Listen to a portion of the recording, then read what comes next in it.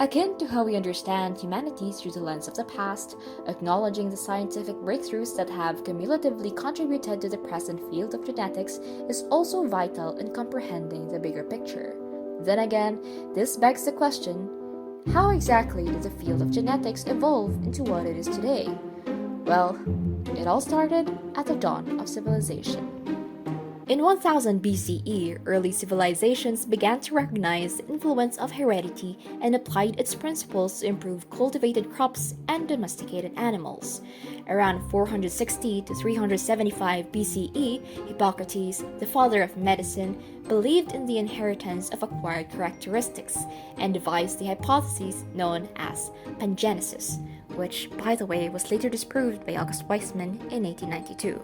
This was then followed by Jean-Baptiste Lamarck's idea of the inheritance of acquired characters as a model for evolution in the 17th to 18th century. And of course, the good old quote-unquote frenemies, Alfred Russel Wallace and Charles Darwin, also made pretty significant discoveries in the 18th century, most especially the one pertaining to natural selection, which suggested that humans and animals shared a common ancestry. Moving on to the 19th century, the early days of cytogenetics began. In 1842, Carl Naegeli observed chromosomes in plant cells for the first time. Chromosomes were then further explained by Walter Fleming, the founder of cytogenetics, in 1879. Through his in vivo and stained preparations of salamander parts, he was able to describe how chromosomes move during cell division. While the field of cytogenetics was developing, discoveries that helped shape classical genetics were also in progress. This is thanks to none other than George Mendel, the father of genetics himself. In 1886, he published the results of his experiments and provided the mathematical foundation of the science of genetics. He also discovered the laws governing the inheritance of traits, the law of segregation, the law of independent assortment, and the law of dominance. In 1903, Walter Sutton and Theodore Very independently described the link between the behavior of chromosomes during meiosis to the Mendelian principles of segregation and independent assortment. The chromosomal theory of inheritance helped create a foundation for cytogenetics. In 1905, William Bateson, an English biologist, finally coined the word genetics and was one of the discoverers of Mendel's work and became a champion of Mendel's principle of inheritance.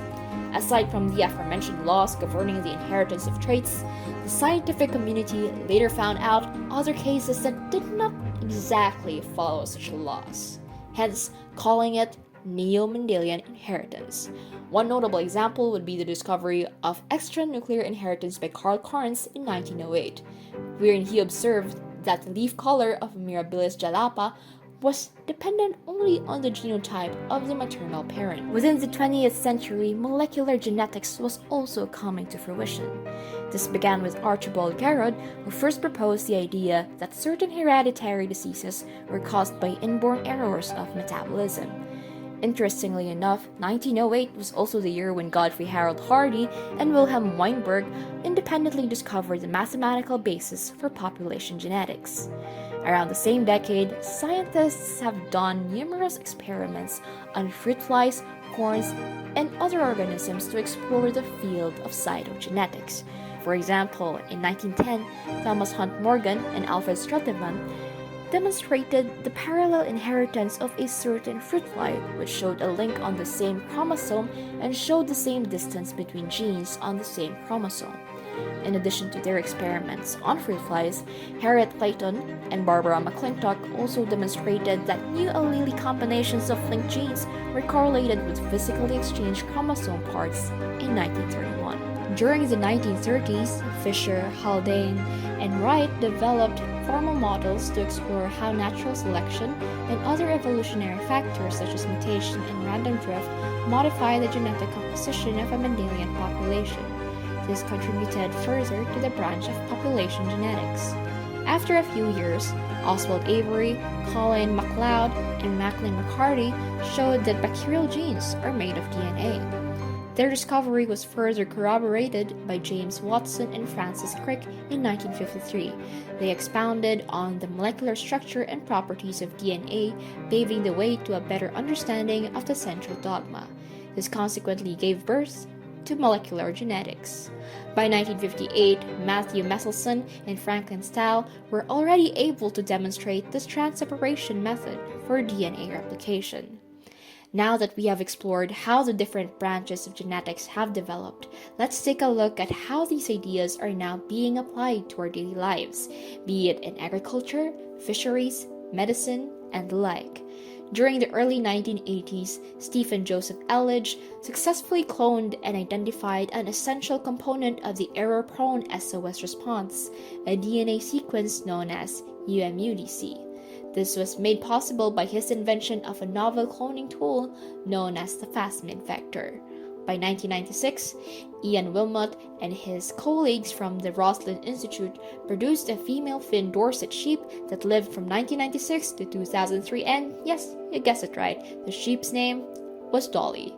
It was the first clone of an adult mammal. Finally, in 2012, Jennifer Doudna and Emmanuel Charpentier discovered the revolutionary yet controversial CRISPR-Cas9, a gene editing tool that can customize genetic makeup. From finding simple observations in nature, our curiosity has led us to make many attempts in comprehending why things are the way they are. Upon establishing the fundamentals, our ingenuity has taken us to many discoveries that changed the way we thought and lived. Yet it is undeniable that there are still many truths to uncover and many more potentials to discover.